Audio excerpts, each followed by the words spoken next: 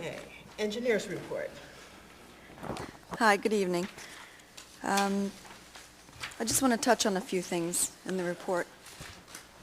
First one, for the Frost Lane extension at the work session meeting, I was directed to contact Newtown Township, and I spoke with Gary Crossland. We have a meeting set up for Thursday, this coming Thursday at 10 a.m. to sit down and discuss coordination of that project. And I think it makes sense, since Newtown Township is going to be doing additional work additional to the Frost Lane extension, that we talk about Newtown Township leading the bid package and putting the project out to bid. But that's something we can discuss and talk about at the meeting on Thursday. A few other things. 252 South State Street.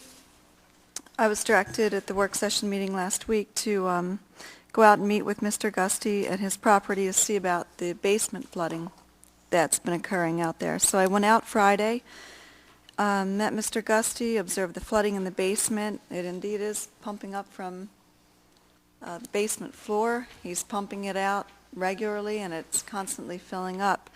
I walked around. I looked at the storm sewer system in the immediate area on Friday when I was out there, and it seemed to be functioning properly. I went out yesterday, took our field representative with me, and we looked at the storm sewer system. We actually went down into Old Skunky Creek and looked from the outfall upstream to where it enters the storm sewer, and you can see, all the way through, there's nothing impeding the flow. It's flowing pretty regularly from the stream, into the storm sewer and out to the stream.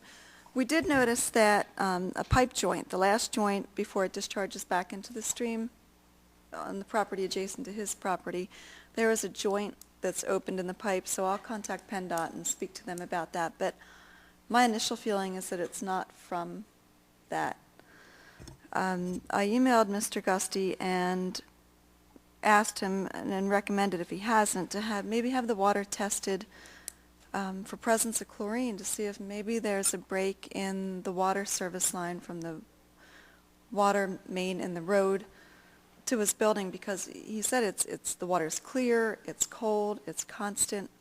So in order to rule out that maybe there's a leak from the public water supply to the house, he might want to have that tested for chlorine.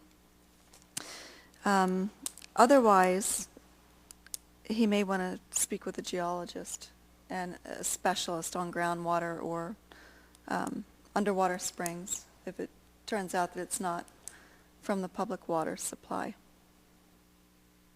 So I will follow up with PennDOT. I'll speak with him about the one open joint for the pipe. I also emailed and asked him to speak with his next door neighbor to see if they're experiencing similar flooding with the situation. So I'll update you when I get more information about that. Let's see. I attended a meeting at Bucks County Planning Commission having to do with the Neshaminy Watershed Stormwater Management Plan. Bucks County Planning Commission is putting together a stormwater management plan for the Little Neshaminy Creek and Neshaminy Creek. They're combining it under the Act 167 plan. They have a draft plan right now.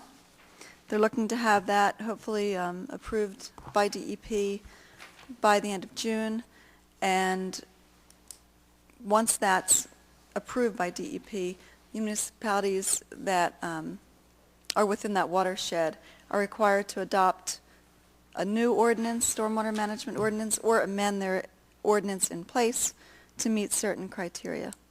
So I'll update you, regularly on that. We'll be talking about that more in the next few months to come. Just a few reviews that I've done.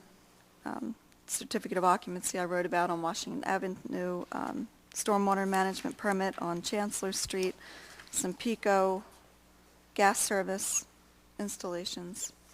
The last thing